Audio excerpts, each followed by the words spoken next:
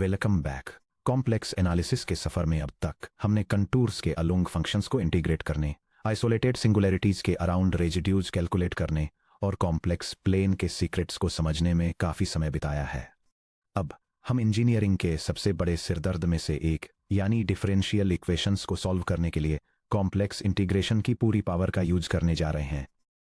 अगर आपको कभी किसी डायनामिक मैकेनिकल सिस्टम, इंडक्टर्स और कैपेसिटर्स वाले सर्किट या किसी थर्मल डिफ्यूजन प्रोसेस को डिस्क्राइब करने वाली गंदी सी हायर ऑर्डर डिफरेंशियल इक्वेशन को सॉल्व करना पड़ा है, तो आप जानते होंगे कि सीधे टाइम डोमेन टी काम करना कितना टेडियस हो सकता है।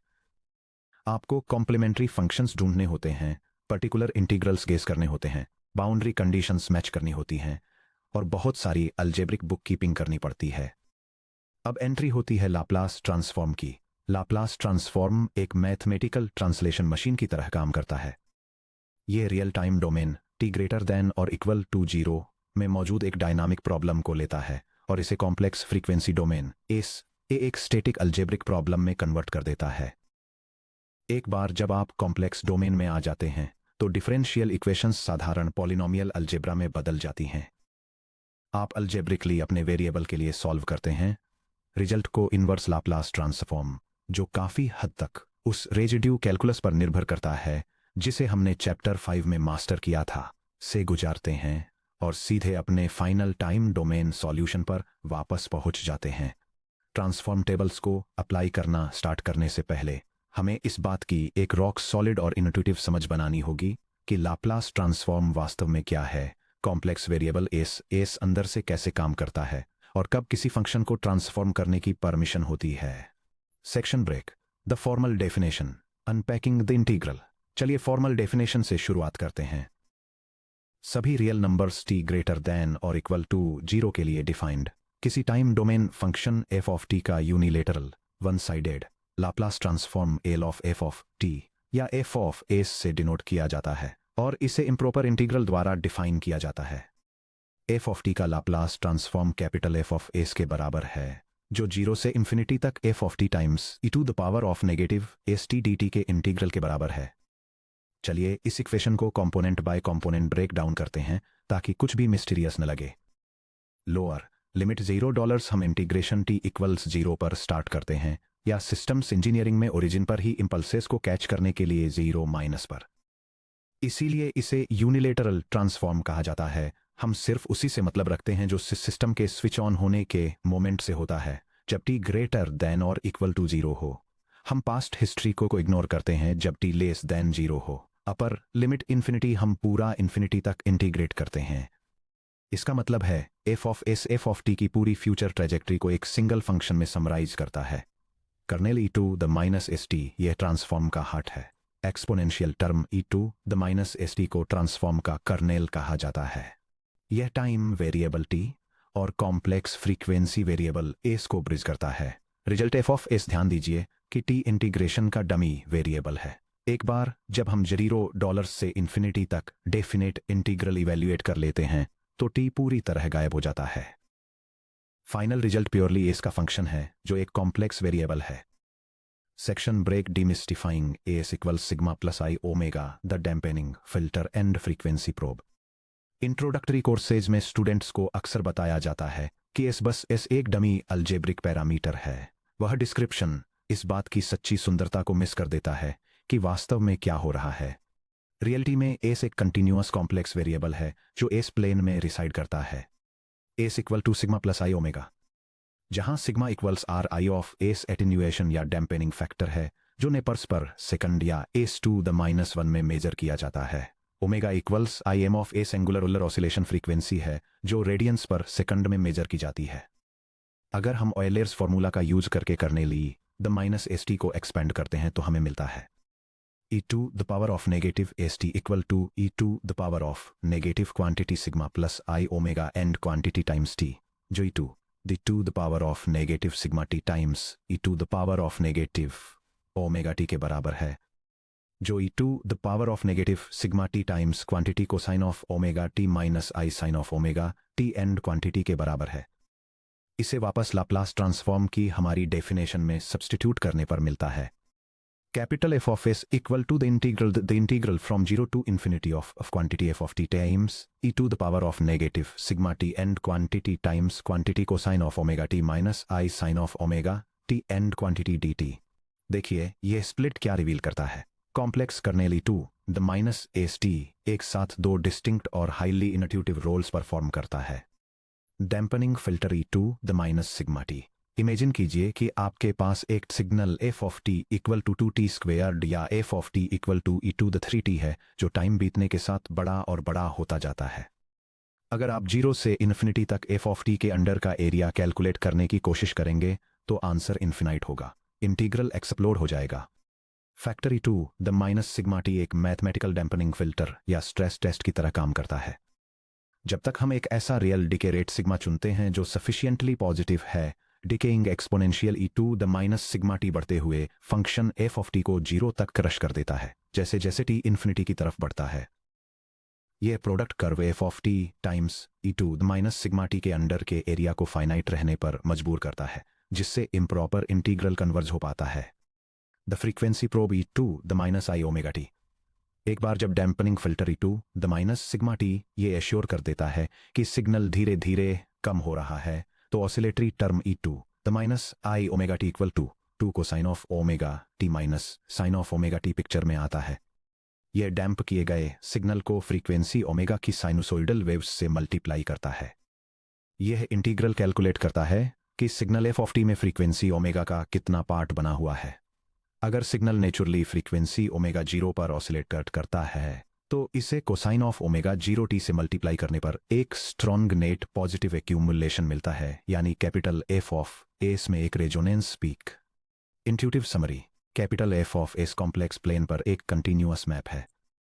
हर coordinate s equal to sigma plus i omega के लिए कैपिटल एफ ऑफ एस ये मेजर करता है कि original time signal F of t rate sigma पर डिके होने वाली फ्रीक्वेंसी ओमेगा की डैम्प्ड कॉम्प्लेक्स वेव के साथ कितना स्ट्रांगली रेजोनेट करता है। Section break. Existence conditions. Laplace transform कब एग्जिस्ट करता है? क्या हम सामने आने वाले किसी भी फंक्शन एफ ऑफ टी का लाप्लास ट्रांसफॉर्म ले सकते हैं? अनफॉर्चुनेटली नहीं, क्योंकि लाप्लास ट्रांसफॉर्म को प्लस इन्फिनिटी तक के इम्प्रॉपर इंटीग्रल के जरिए डिफाइन किया जाता है, इसलिए इंटीग्रल का एक फाइनाइट वैल्यू पर कन्वर्ज होना जरूरी है। मैथमेटिकली हम एग्जिस्टेंस के लिए सफिशिएंट कंडीशंस का एक सेट बताते हैं। अगर कोई फंक्शन इन 2 कंडीशंस को सेटिस्फाई करता है तो एस के किसी रीजन के लिए उसके लाप्लास ट्रांसफॉर्म के एग्जिस्ट होने की गारंटी होती है। 0 से इन्फिनिटी तक हर फाइनाइट इंटरवल पर पीसवाइज कंटिन्यूटी, जैसे जैसे टी इन्फिनिटी की तरफ अप्रोच करता है, एक्सपोनेंशियल ऑर्डर। चलिए दोनों रिक्वायरमेंट्स को डिटेल में समझते हैं। Condition 1, piecewise continuity. एक फंक्शन एफ ऑफ टी एक क्लोज्ड इंटरवल 0 टू टी पर पीसवाइज कंटिन्यूअस होता है अगर उस इंटरवल को फाइनाइट नंबर ऑफ सब इंटरवल्स में पार्टीशन किया जा सके, जैसे कि एफ ऑफ टी हर सब इंटरवल के अंदर कंटिन्यूअस हो और एफ ऑफ टी हर सब इंटरवल के एंड पॉइंट्स पर फाइनाइट राइट हैंड और लेफ्ट हैंड लिमिट्स को अप्रोच करे। F of T versus time T का ग्राफ दिखाता हुआ डायग्राम जो 0, t1, t2 और t पर मार्क्ड है, जो एक फाइनाइट जंप को इलस्ट्रेट करता है। यह क्यों मैटर करता है? Finite number of step changes वाला सिग्नल, जैसे इलेक्ट्रिकल सर्किट में स्क्वायर वेव या switched DC voltage piecewise continuous होता है। इंटीग्रल्स को फाइनाइट जंप्स हैंडल करने में कोई प्रॉब्लम नहीं होती जब तक फंक्शन किसी फाइनाइट टाइम इंटरवल के अंदर पॉजिटिव या नेगेटिव इन्फिनिटी की तरफ तेजी से नहीं बढ़ता। तब तक हर पीस के नीचे का एरिया फाइनाइट और वेल डिफाइंड रहता है। Counter example f of t equals 1/t near T equals 0। F of t equals 1/t पर विचार करते हैं। ओरिजिन टी इक्वल्स 0 के पास एफ ऑफ टी इन्फिनिटी तक चला जाता है। चलिए ओरिजिन के पास इसके लाप्लास इंटीग्रल को टेस्ट करते हैं। 0 से एप्सिलोन तक 1/t times e to the power of negative S t dt का इंटीग्रल ग्रेटर देन या equal to e to the power of negative s epsilon times 0 से एप्सिलोन तक 1/t t dt का integral है, जो e to the power of negative s epsilon times 0 से epsilon तक evaluated natural log of t के बराबर है, जो इन्फिनिटी के बराबर है।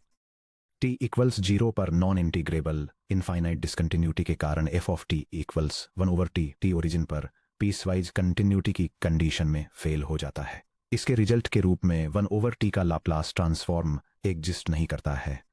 Section break.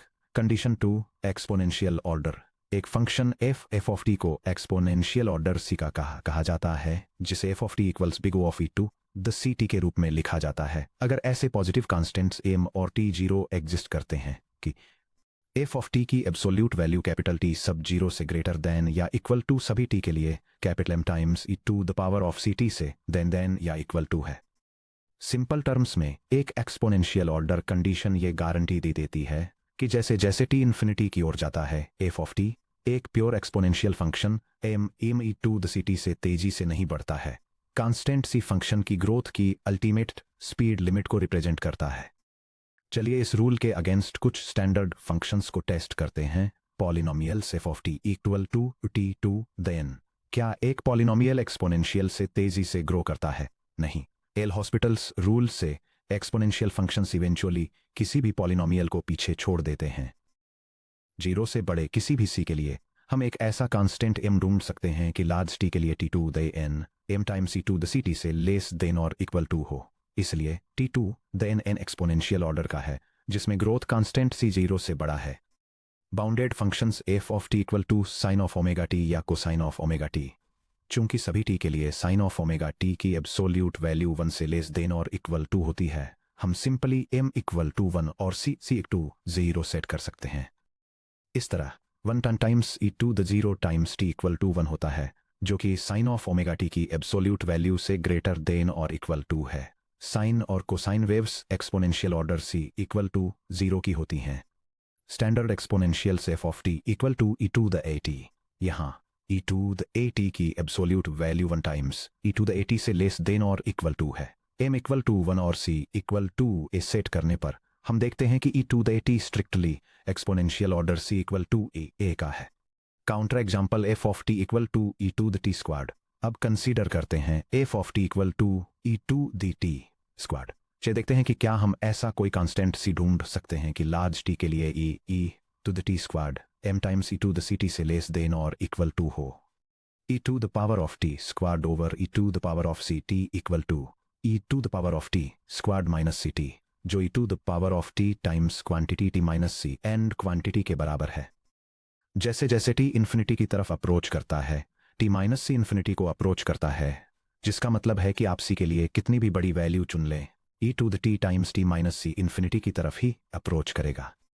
क्योंकि e to the t squared किसी भी single power exponential E to the c t से ज्यादा तेजी से ग्रो करता है, इसलिए कोई भी dampening factor E to the negative sigma t इसे कभी भी सप्रेस नहीं कर सकता। द इंटीग्रल 0 से इन्फिनिटी तक e to the power of t squared times E to the power of negative S T D t का इंटीग्रल 0 से इन्फिनिटी तक e to the power of t squared minus S T D T के integral के बराबर है। Complex plane में S की हर एक वैल्यू के लिए डाइवर्ज हो जाएगा, इसलिए e to the t squared का लाप्लास ट्रांसफॉर्म एग्जिस्ट नहीं करता है। Section break. Existence theorem summary. अगर एफ ऑफ टी 0 से इन्फिनिटी पर पीसवाइज कंटिन्यूअस है और एक्सपोनेंशियल ऑर्डर सी का है, तो Laplace transform F of T का Laplace transform equal to F of S S की उन सभी वैल्यूज के लिए एग्जिस्ट करता है जो सेटिस्फाई करती हैं। एस का रियल पार्ट सिग्मा के बराबर है, जो सी से ग्रेटर देन है।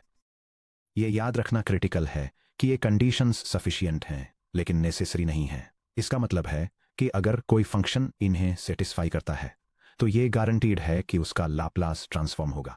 हालांकि कुछ फंक्शंस जो इन रूल्स को तोड़ते हैं उनके पास भी वैलिड ट्रांसफॉर्म्स हो सकते हैं।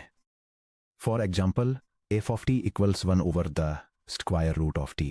टी इक्वल्स 0 पर ब्लो अप करता है, जो बाउंड्री पर स्ट्रिक्ट पीसवाइज कंटिन्यूटी को फेल करता है। फिर भी 0 से इन्फिनिटी तक t to the minus 1/2 e to the minus S T D t का इसका improper integral pi over s के स्क्वायर रूट पर कन्वर्ज होता है, क्योंकि टी इक्वल्स 0 पर सिंगुलैरिटी इंटीग्रेबल है। Section break.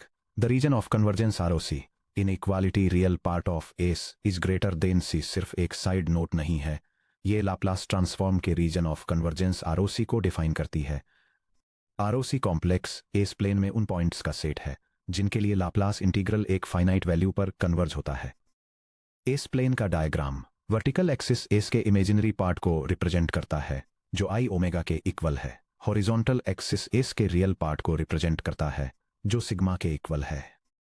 Reason of convergence R O C जहां इंटीग्रल कन्वर्ज होता है वो शेडेड एरिया है जहां एस का रियल पार्ट सी से ग्रेटर है, जो सिग्मा इक्वल टू सी से स्टार्ट होता है।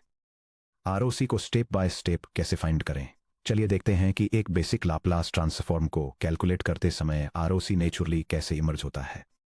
कैलकुलेट कीजिए Laplace transform of e to the power a t जहां ए रियल नंबर्स में बिलोंग करता है।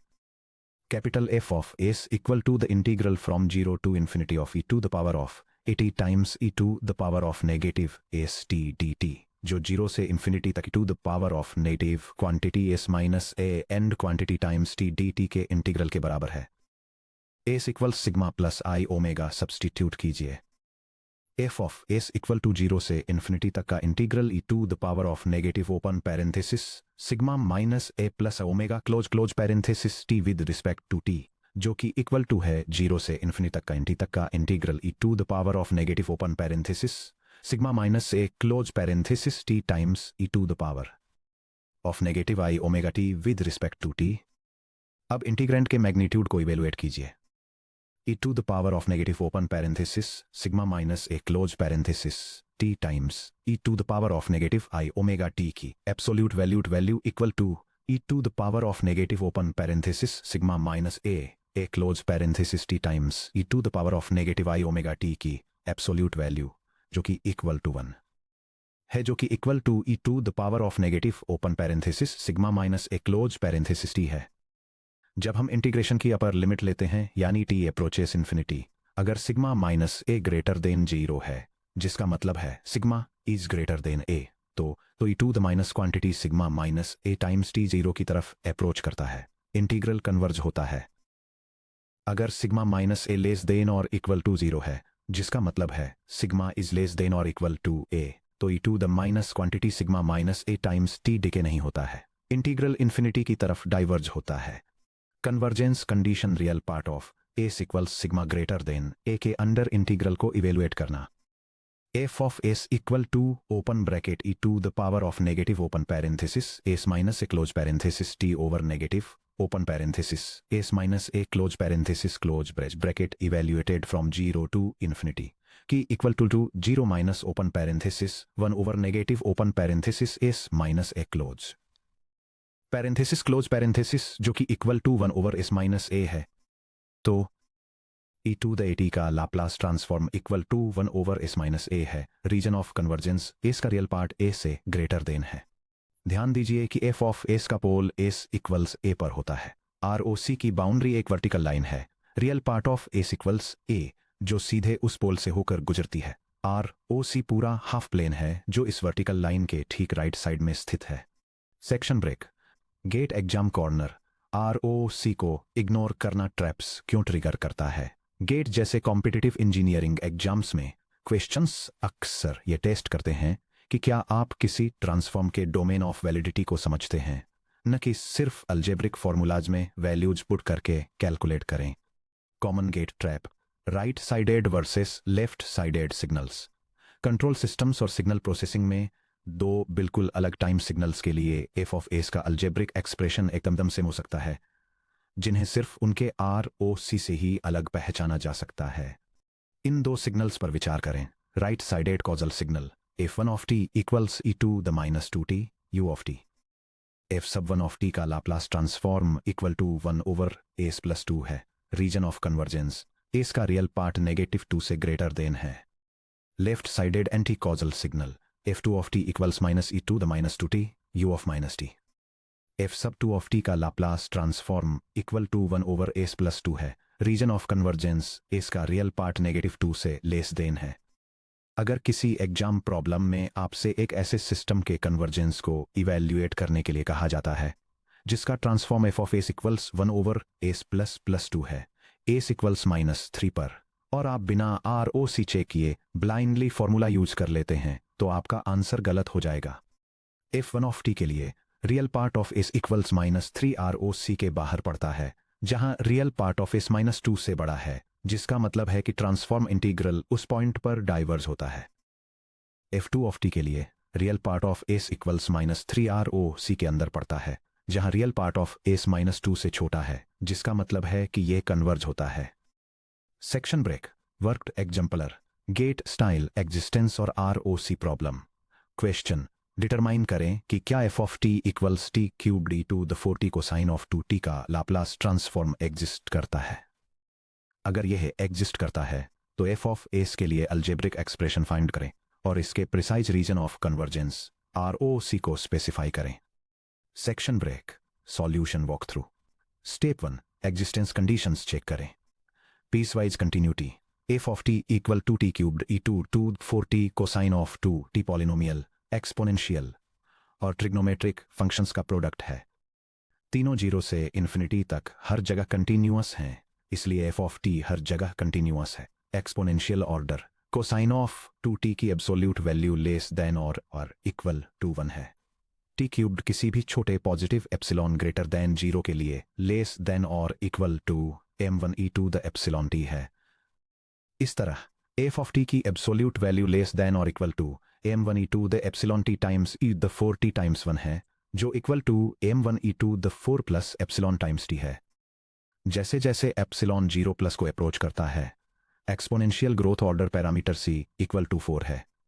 चूंकि f ऑफ t कंटिन्यूअस है और exponential order c equal to 4 का है, इसका Laplace transform real part of s greater than 4 वाले सभी s के लिए एग्जिस्ट करने की गारंटी है। Section break, step 2, growth factor से सीधे ROC डिटरमाइन करें। Growth rate real exponential term e to the 4t से डिक्टेट होता है। Cosine term cosine of 2t oscillation cause करता है, लेकिन t के इन्फिनिटी को अप्रोच करने पर मैग्नीट्यूड को एक्सप्लोड नहीं करने देता। इसलिए dampening filter e to the minus sigma t को e टू द 4t को ओवरकम करना होगा, जिसका मतलब है sigma minus 4 is greater than 0 imply करता है कि s का रियल पार्ट 4 से ग्रेटर देन है। Section break, step 3, transform properties का यूज करके f ऑफ s फाइंड करें। हम कोसाइन के लिए बेसिक लाप्लास ट्रांसफॉर्म पेयर जानते हैं। कोसाइन ऑफ 2t का Laplace transform equal to s over s squared plus 2 squared है, जो कि equal to s over s squared plus 4 है। फर्स्ट शिफ्टिंग प्रॉपर्टी का यूज करते हुए Laplace transform of e to the 80 times g of t equal to g of s minus a, जहां a equal to 4 है। e to the 4t cosine of 2t का Laplace transform equal to s minus 4 over open parenthesis s minus 4 close parenthesis squared plus 4 है। Next, frequency differentiation property apply करें। Laplace transform of t to the n times g of t equal to -1 to the n times the nth derivative with respect to s of g of s, जहां n equal to 3 है। t cubed e to 4t cosine of 2t का Laplace transform equal to -1 cubed open bracket s minus 4 over open parenthesis s minus 4 parenthesis squared plus 4 close bracket का s के respect में third derivative है। मान लीजिए u equal to s minus 4 है, फिर हम u के रिस्पेक्ट में u over u square plus 4 के नेगेटिव थर्ड डेरिवेटिव को इवेलुएट कर रहे हैं। चलिए डेरिवेटिव्स को स्टेप बाय स्टेप कंप्यूट करते हैं। First derivative, the derivative with respect to u of open parenthesis u over u squared plus 4 close parenthesis equals the fraction with numerator open parenthesis u squared plus 4 close parenthesis times 1 minus u times 2u and denominator open parenthesis u squared plus 4 close parenthesis squared, which equals 4 minus u squared over open parenthesis u squared plus 4 close parenthesis squared. Second derivative, the second derivative with respect to u of open parenthesis u over u squared plus 4 close parenthesis equals the derivative with respect to u of open bracket 4 minus u squared over open parenthesis u squared plus 4 close parenthesis squared close bracket equals the fraction with numerator open parenthesis u squared plus 4 close parenthesis squared times -2u minus open parenthesis 4 minus u squared close parenthesis times 2 times open parenthesis u squared plus 4 close parenthesis times 2u and denominator open parenthesis u squared plus 4 close parenthesis to the fourth power. Numerator और denominator से u squared plus 4 को factor out करें, equals the fraction with numerator open parenthesis u squared plus 4 close parenthesis times negative u minus 4u times open parenthesis 4 minus u squared close parenthesis and denominator open parenthesis u squared plus 4 close parenthesis cubed, which equals negative 2u cubed minus 8u minus 16u plus 4u cubed over open parenthesis u squared plus 4 close parenthesis cubed, which equals to u cubed minus 24u over open parenthesis u squared plus 4 close parenthesis cubed. Third derivative. The third derivative with respect to u of open parenthesis u over u squared plus 4 close parenthesis equals the derivative with respect to u of open bracket 2u cubed minus 24u over open parenthesis u squared plus 4 close parenthesis cubed close bracket equals the fraction with numerator open parenthesis u squared plus 4 close parenthesis cubed times open parenthesis 6 u squared minus 24 close parenthesis minus open parenthesis 2 u cubed minus 24u close parenthesis times 3 times open parenthesis u squared plus 4 close parenthesis squared times 2u and denominator open parenthesis u squared plus 4 close parenthesis to the sixth power u squared plus 4 squared को factor out करें equals the fraction with numerator open parenthesis is u squared plus 4 close parenthesis times open parenthesis 6 u squared minus 24 close parenthesis minus 6 u times open parenthesis 2u u cubed minus 24 u close parenthesis and denominator open parenthesis u squared plus 4 close parenthesis to the fourth power equals the fraction with numerator open parenthesis 6u to the fourth power plus 24u squared minus 24 u squared minus 96 close parenthesis minus open parenthesis 12u to the fourth power minus 144 u squared close parenthesis and denominator open parenthesis u squared plus 4 close parenthesis to the fourth power equals negative 6u2 to the fourth power plus 144u squared minus 96 over open parenthesis u squared plus 4 close parenthesis to the fourth power. अब negative sign apply करें negative 1 cubed equals negative 1 f of s equals 6u to the fourth power minus 144u squared plus 96 over open parenthesis u squared plus 4 close parenthesis to the fourth power u equals s minus 4 वापस substitute करें f of s equals the fraction with numerator 6 open parenthesis s minus 4 close parenthesis to the fourth power minus 144 times open parenthesis s minus 4 close parenthesis squared plus 96 and denominator open parenthesis s minus 4 close parenthesis squared plus 4 close parenthesis to the fourth power region of convergence real part of s is greater than 4. Section break. Quick reference summary table. Exams के लिए review करने में आपकी मदद के लिए यहाँ fundamental signal types के लिए एग्जिस्टेंस ग्रोथ ऑर्डर्स और ROC बाउंड्रीज का ब्रेकडाउन दिया गया है। यह टेबल अलग अलग फंक्शंस के लिए लाप्लास ट्रांसफॉर्म्स और रीजन्स ऑफ कन्वर्जेंस को डिटेल में बताती है जिन्हें उनकी क्लासिफिकेशन और एक्सपोनेंशियल ऑर्डर के हिसाब से कैटेगरी में बांटा गया है। Generalized unit impulse function delta of t पूरे कॉम्प्लेक्स प्लेन में सिंपली 1 में ट्रांसफॉर्म होता है। Constant step function u of t साथ ही polynomial functions to the power of n का एक्सपोनेंशियल ऑर्डर 0 के पास होता है जो क्रमशः 1 ओवर s और n factorial over s to the power of n plus 1 में ट्रांसफॉर्म होते हैं और दोनों तब वैलिड होते हैं जब s का रियल पार्ट 0 से बड़ा होता है। Exponential functions e to the power of at का एक्सपोनेंशियल ऑर्डर a होता है जो 1 ओवर s माइनस a में ट्रांसफॉर्म होते हैं जब s का रियल पार्ट a से बड़ा होता है। Pure oscillation sine of omega t और कोसाइन ऑफ ओमेगा टी का एक्सपोनेंशियल ऑर्डर 0 होता है और वे omega over s squared plus squared और s over s squared plus omega squared में ट्रांसफॉर्म होते हैं जो तब वैलिड हैं जब s का रियल पार्ट 0 से बड़ा होता है। Damped oscillation e to the power of 80 times sine of omega T denominator को शिफ्ट करता है जिससे omega over the quantity s minus a squared plus omega squared मिलता है जो तब वैलिड है जब s का रियल पार्ट a से बड़ा होता है। Finally super exponential e to the power of t squared जैसे फंक्शंस जो बहुत तेजी से बढ़ते हैं और 1 ओवर t जो ओरिजिन पर सिंगुलर है एग्जिस्टेंस की कंडीशंस में फेल हो जाते हैं और उनका कोई लाप्लास ट्रांसफॉर्म या रीजन ऑफ कन्वर्जेंस नहीं होता है। Section break. स्टूडेंट सक्सेस के लिए की टेकअवेज। डुअल ऑपरेटर के रूप में kernel complex factor E to the minus S t, एक real exponential filter E to the minus sigma t, जो इंटीग्रल कन्वर्जेंस की गारंटी देने के लिए ग्रोइंग सिग्नल्स को डैम्प करता है, उसको एक complex oscillator E to the minus I omega T, जो फ्रीक्वेंसी कंटेंट को मेजर करता है, उसके साथ कंबाइन करता है। एग्जिस्टेंस नॉन नेगोशिएबल है। किसी एग्जाम प्रॉब्लम में फंक्शन को ट्रांसफॉर्म करने की कोशिश करने से पहले फाइनाइट पॉइंट्स पर इनफाइनाइट डिसकंटिन्यूटीज जैसे 1/t और सुपर एक्सपोनेंशियल ग्रोथ जैसे e⁻t² को चेक करें। ROC का रिस्पेक्ट करें। एस को कभी भी एक प्लेन रियल वेरिएबल की तरह ट्रीट न करें। हमेशा इस कंडीशन को माइंड में रखें कि real part of S is greater than C, specially control theory और सिग्नल प्रोसेसिंग में स्टेबिलिटी, पोल या इन्वर्स ट्रांसफॉर्म्स को इवेलुएट करते समय। अब जब हमने लाप्लास ट्रांसफॉर्म और इसकी एग्जिस्टेंस कंडीशंस के लिए एक इंट्यूटिव फाउंडेशन बना लिया है, तो हम अपना कंप्यूटेशनल टूलकिट बनाने के लिए तैयार हैं।